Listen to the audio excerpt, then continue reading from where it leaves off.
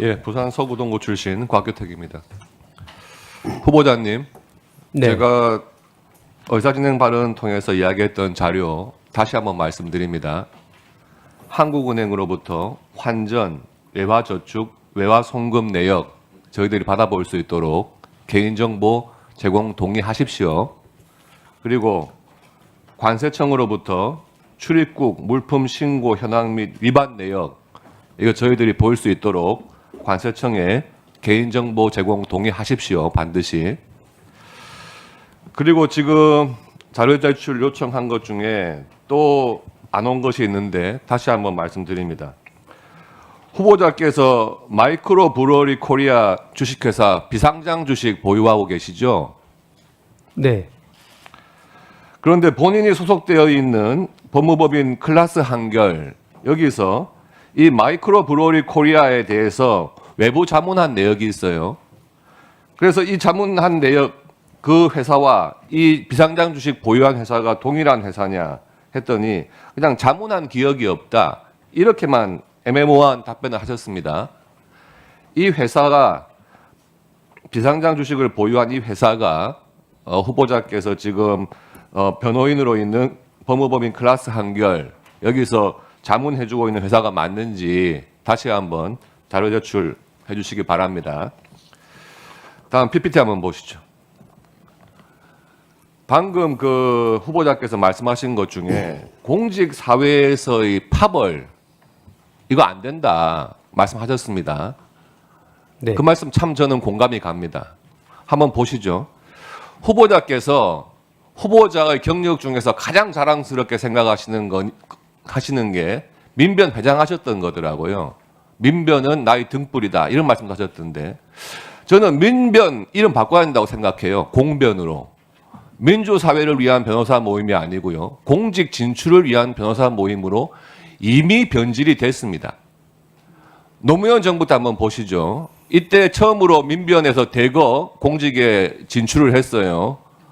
그래서 행정, 사법, 입법 17명 정도 되더라고요. 그 다음 문재인 정부 들어와가지고는 43명 행정, 사법, 입법에 또 이렇게 중요한 요직들을 대거 차지를 합니다. 그 다음에 이재명 정부 들어왔는데요. 제가 우리 입법부, 국회에는 여기를 표시가 할 수 없을 정도로 많아요. 이제는 거의 독자적인 교섭단체를 구성할 수 있을 정도로 민변 출신 국회의원들이 많으시더라고요. 칸이 모자라서 넣지도 못했습니다. 행정부만 해도 6개월 만에 지금 11명 이 민변 출신입니다. 법무부 장관 등등. 예. 다음 PPT 한번 보시죠. 뭐 주 유엔 대사까지 과연 이게 전문적인 영역인지도 의심받는 그런 부분까지도 지금 이렇게 호화롭게 공직을 다 요직을 차지하고 계세요. 예. 저는 민변에 있었다고 해서 공직 진출할 자격이 없다 이런 말씀을 드리는 건 아닙니다. 그렇지만 행정을 집행하는 쪽에도 민변 출신 그리고 법을 만드는 국회에도 민변 출신 이제 심지어 그 정책이 제대로 집행이 되었는지 그것을 감사해야 될 감사원장까지도 민변 출신 이것은 저는 단순한 정부기관 내의 파벌이 아니고요. 국가를 책임지는 모든 국가기관에 저는 파벌이 형성될 위험성이 있다 이렇게 봐요. 감사원 내에 무슨 타이거파요? 몇 명 되겠습니까 그거. 그런데 이렇게 국가기관, 국회와 사법부와 행정부와 감사원까지 모든 요직에 같은 민변 출신이 포진해 있다? 이거 긍정적으로 보십니까? 어떻습니까 후보자님?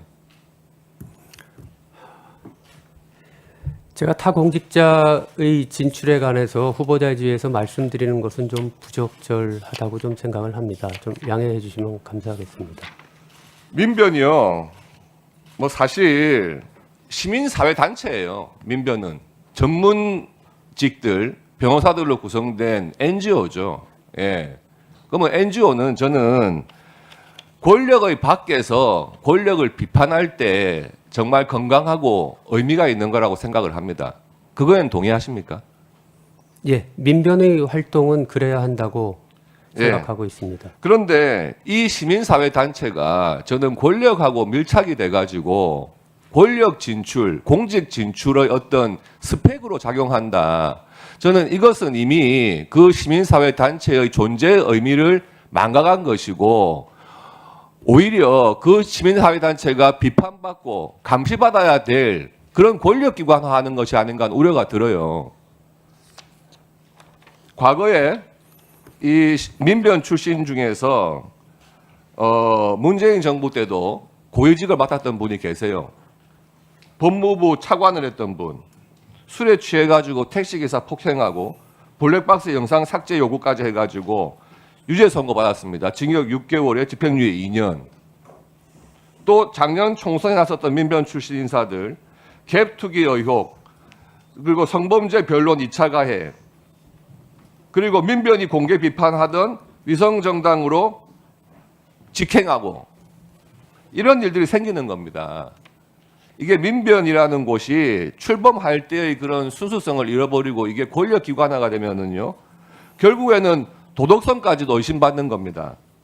현직 의원을 하다가 거액 코인 거래 의혹으로 결국에는 문제를 일으켰던 국회의원도 있었고요. 또 허위 인턴 증명서 발급 해줘가지고 유죄 판결 받은 사람도 있고요. 과거에 이 민변 출신들이 또 과거사위 이런 데 또 많이 포진해 있었어요.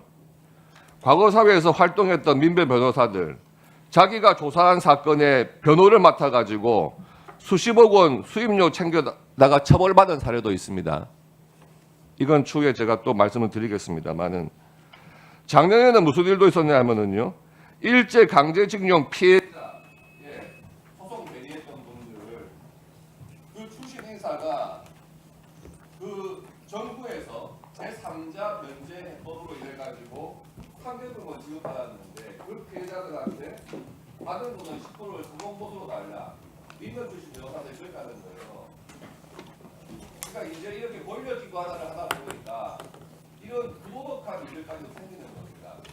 민변 회장 출신으로서 이런 공직사회 그리고 입법, 사법, 행정기관의 하나의 단체, 민변에서 이렇게 많은 분들이 지출하는 것에 대해서 어떤 입장이십니까? 시민사회 단체가 사회의 모범이 되어야 한다는 위원님의 말씀에는 공감을 합니다. 다만 구체적인 사안에 있어서 거론하시는 분들이 민변 회원이었는지 아니었는지는 제가 좀 사실을 좀 확인해야 될 필요가 있을 것 같습니다. 그리고 민변 회원들의 개별적인 거취에 관해서는 민변이 이래라 저래라 할 수 있는 그런 단체는 아니라는 그 한계도 있다라고 하는 점을 좀 말씀드리겠습니다. 예, 수고하셨습니다. 다음 김남희 위원님.